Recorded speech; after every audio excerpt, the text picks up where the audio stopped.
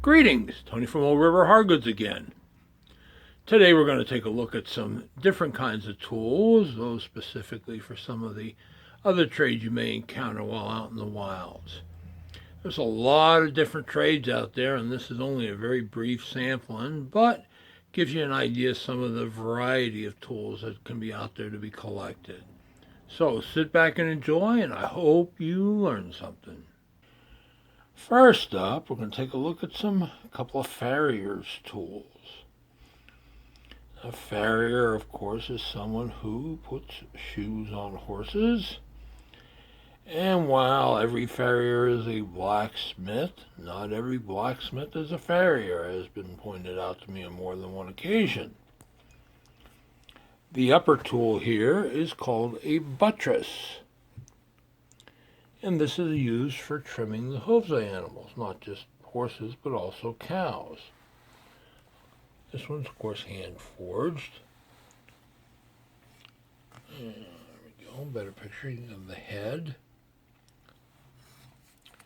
You grip the handle like this and tuck the pad into your shoulder there to give you more leverage.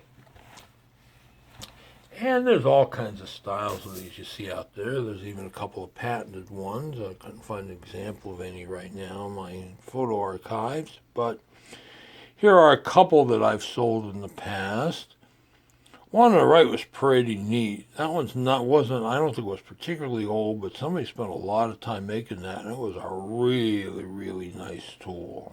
I mean, it was forged to a degree and welded to a degree. It had a really gorgeous, I believe it was a walnut handle with a copper ferrule on it.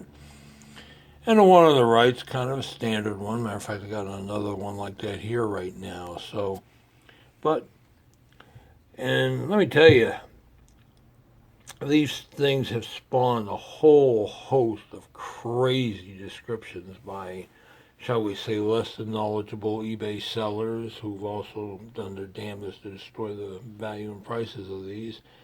There was a time I couldn't sell these fast enough at 45 to 50 bucks, and now we'll see what we get. But anyways, moving on. Next up, this is a clinch anvil, or clinch block as some folks call it. This is used by the farrier when they put the nails through the shoes into the horse's hooves. The nail is then rolled over or clinched, as the term goes. And there's all kinds of tools for doing this, plier type tools and that, but most common of the earlier tools, of course, is this anvil block. This one has some patent. It's not in great shape. Here are a couple examples of other ones I've had over the years, hand-forged ones. And these were made by Heller Brothers and some of the other bigger makers of tools for that trade. But these are kind of neat collectibles. And I'll give you a little bit of history here. Have you ever heard the term dead as a doornail? Well, originally when the doors were being made, nails weren't sized particularly to fit a particular job. They were always longer. Of course, you didn't want the nails to be sticking out and poking folks. So those were also clinched or rolled over on the end using an iron block, probably something similar to this. Well, when the door wood finally rotted, of course, the nails weren't really reusable because being clinched and rolled up like that, and thus the phrase, dead as a doornail. So there, you learn something, right? But anyways, these are great collectible tools, and they still got some life left in them if you wanted to use them. And here's a couple other examples of farrier buttresses. I kind of forgot about these when I was putting the other one together. But anyways, see the head, hand forged. The handle, this one's got a check. I haven't cleaned these guys yet. This one's got the crook style handle or crutch style handle on it. See that on the very early ones. Blade's a bit worn on it, but again, these are good collectible tools. I wish more people appreciated them, but what are you gonna do? Well, you can hear the train moving in the background here since I got the front door open and starting to get a little warmer. But next up on our tools list here is a Cooper's adze. This is a tool used by coopers or barrel makers. And it's got a hammer pole and an edge. And this one is hand forged for sure. It's got a wrought iron body. There's a bit of steel on the face, and you can kind of see the steel on the cutting end. This one's fairly old. This style here goes back into the 18th century, although it's hard to identify one as being exactly from that era because of the lack of a mark or that. And they were made into the 19th century as well with this style.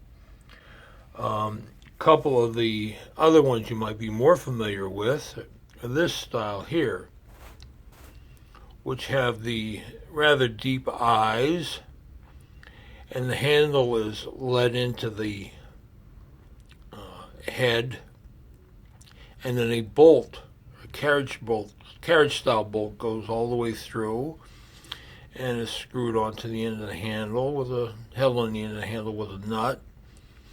This allows the handle to be removed so the tool could be sharpened, unlike this tool here where the handle would have been wedged in. So, and those were made by companies like I&J White up in Buffalo, New York. Barton made them. You see a number of the makers up there. But they are good collectibles and good solid users, and well, they sure ain't getting any easier to find, that's for sure. And while we're talking about Cooper's tools, let's take a quick look at a couple of Bung augers. These, of course, are used for making the tapered holes and barrels in which the bung or spigot was inserted, although current comments around flea market, sometimes it's a proctologist tool, but we don't subscribe to that at all. Now, originally, these tools were hand forged. As you can see in the picture, here's a couple of small ones. The one on the right's kind of neat and different. And they were made in a variety of sizes. I've had them as small as 3-4 inches, up to 14, 15, 18 inches. You get into the really big ones, which you get into the realm of wheelwrights hub reamers, but that again is a whole nother subject matter.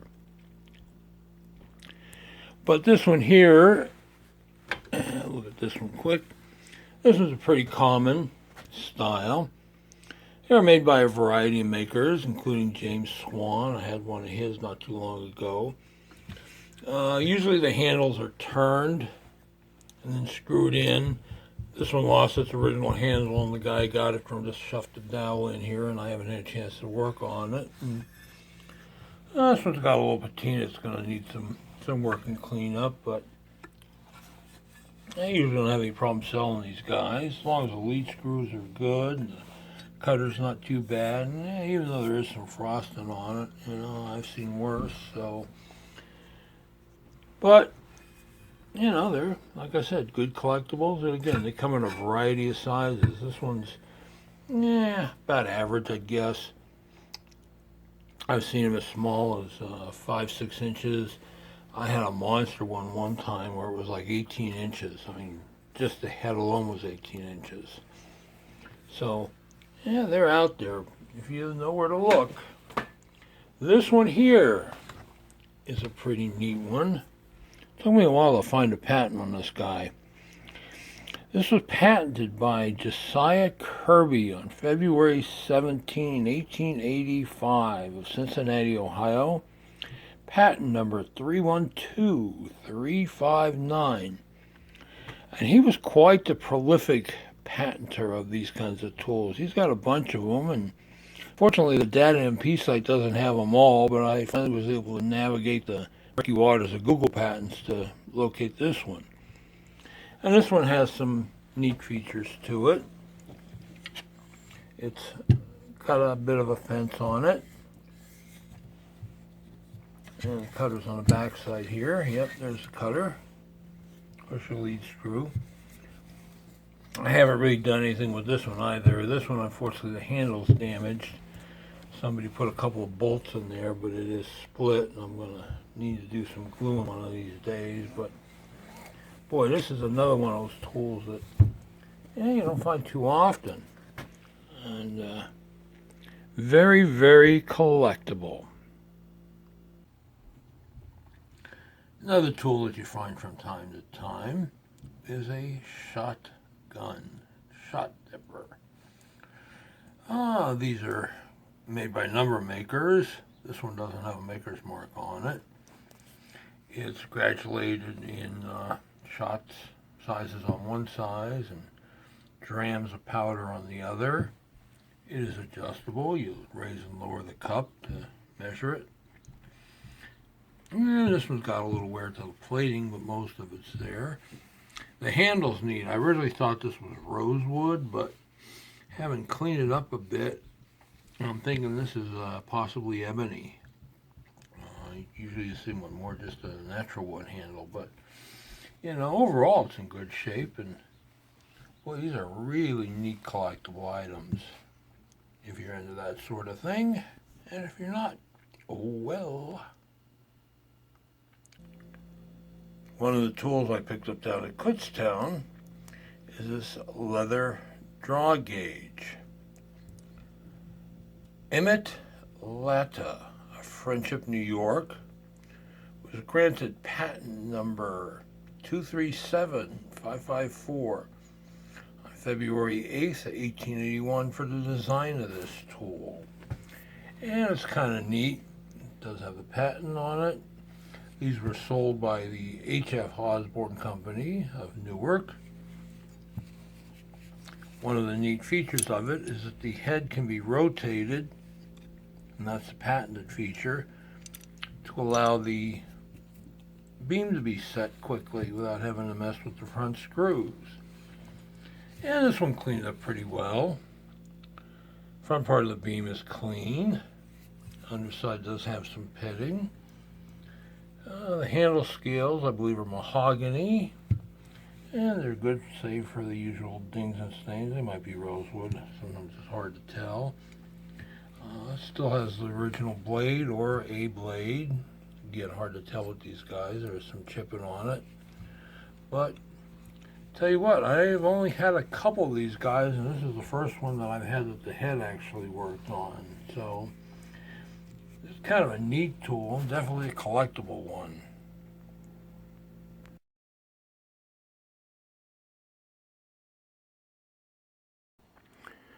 Well, Saturday at the flea market was pretty much a bust, except for a couple items. I even went down to the Forks of the Delaware Gun Show, where I did pretty good back in, I guess it was March when they had it. But again, that one was a bust. However, Sunday, I did get my exercise in, and I did do some pickings. So let's take a look.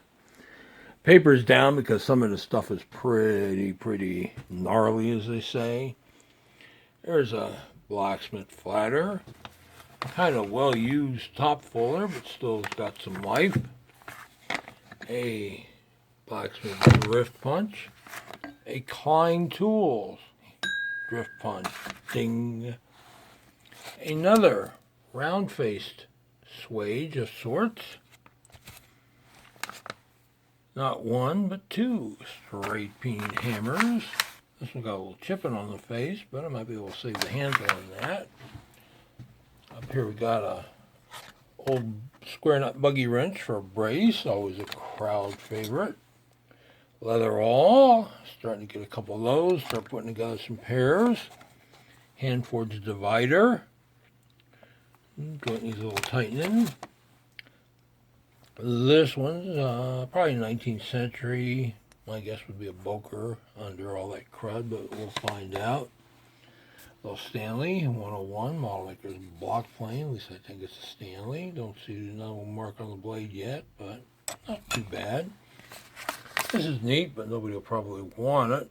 It's a Bausch & Lomb optician's pliers for adjusting your eyeglass frames. This is a find.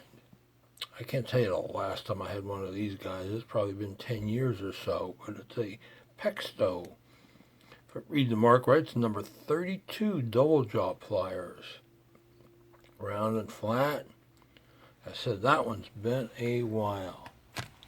Got an assortment of pretty gnarly chisels, but the jury's still out on how well they're going to clean. A couple of handles are pretty foobarred as well, but yeah, we'll see. Equally on the suspicious list is the Stanley. Number 50, let's see, this would be a 54 because it's got the straight handles. Adjustable handle spoke shave. Yeah, it's 54. Hey, I do remember stuff once in a great while. And last is a Miller Falls, number 730, 14-inch sweep brace. Not too bad, needs some cleaning, but tell you guys, a lot of guys are still asking me about 16-inch sweep braces, but those things are getting to be as hard to find as octopus feathers. I mean, they just, you see them, they're either beat to death or somebody's got a eBay plus 50% price on them. So, and I sure as heck ain't been seeing either in either category. So, hey, I guess I got some work to do. And that's all for this one, folks. I hope you enjoyed my little presentation, and I hope you learned something.